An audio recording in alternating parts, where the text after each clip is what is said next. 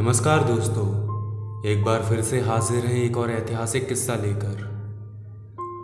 पुराने किलों का मौत, हादसों, अतीत और रूहों से अपना एक अलग ही संबंध और सहयोग रहा है। ऐसी कोई जगह जहां मौत का साया बनकर रूहें घूमती हों, उन जगहों पर इंसान अपने डर पर काबू नहीं कर पाता और एक अजीब दुनिया के सामने जिसके बारे में उसे कोई अंदाज़ा नहीं होता, इंसान अपने घुटने टेक देता है। दुनिया भर में कई ऐसे पुराने किले हैं जिनका अपना अलग ही काला अतीत रहा है और वहां आज भी बुरी आत्माओं का वास है। दुनिया में ऐसी जगहों के बारे में लोग जानते तो हैं, लेकिन बहुत कम लोग ही होते हैं जो इनसे रूबरू होने की हिम्मत रखते हैं।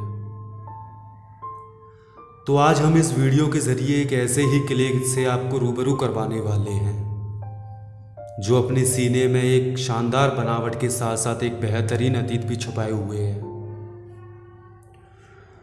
राजस्थान का दिल कहा जाने वाला जयपुर से करीब 80 किलोमीटर दूर अलवर जिले से स्थित भानगढ़ का किला लोगों के लिए हमेशा से ही कौतूहल का विषय रहा है।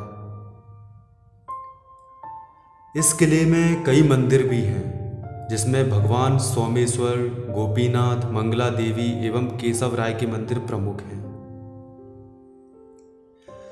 इस किले की दीवारों और खंभों पर की गई नक्काशी से अंदाजा लगाया जा सकता है कि यह किला कितना खूबसूरत और भव्य रहा होगा। भानगढ़ किला 17वीं शताब्दी में बनवाया गया था। इस किले का निर्माण मान सिंह के छोटे भाई राजा माधव सिंह ने करवाया था। राजा माधव सिंह उस समय अकबर की सेना के जनरल पद पर तैनात थे। तो चलिए जानते हैं भानगढ़ किले के अतीत के बारे में।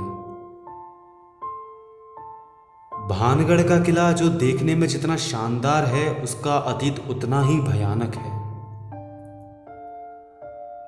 आपको बता दें कि भानगढ़ किले के बारे में प्रसिद्ध एक कहानी के अनुसार भानगढ़ की रानी रत्नावती, जो कि नाम से ही बेहद खूबसूरत लगती हैं, उस समय उनकी खूबसूरती की चर्चा पूरे राज्य में थी और देश के कोने कोने के राजकुमार उनसे विवाह करने के इच्छुक भी थे।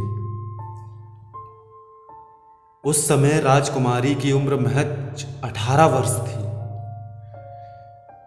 और उनका यौवन उनके रूप में निखार ला चुका था।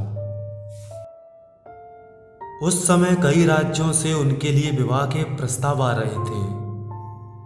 उसी दौरान राजकुमारी एक बार किले से अपनी सखियों के साथ बाजार के लिए निकली थी।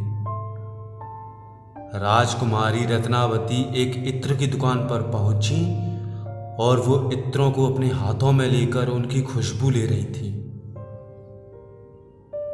उसी समय उस दुकान से कुछ ही दूरी पर सिंघिया नाम का एक व्यक्ति राजकुमारी को बड़े ही गौर से देख रहा था। सिंघिया उसी राज्य में रहता था और वो काले जादू का महारथी था। ऐसा बताया जाता है कि वो राजकुमारी के रूप का दीवाना हो गया था और उनसे बेहद प्रेम करने लगा था। सिंघिया किसी भी तरह राजकुमारी को हासिल करना चाहता था और इसीलिए उसने उस दुकान के पास आकर एक इत्र की बोतल, जिसे रानी पसंद कर रही थी, उस बोतल पर काला जादू कर दिया, जो कि रानी के वशीकरण के लिए किया गया था। रानी रत्नावती ने उस इत्र की बोतल को उठाया, लेकिन उसे वहीं पास के एक पत्थर पर पटक दिया। पत्थर पर पटकते ही बोतल टूट गई और सारा इत्र उस पत्थर पर बिखर गया।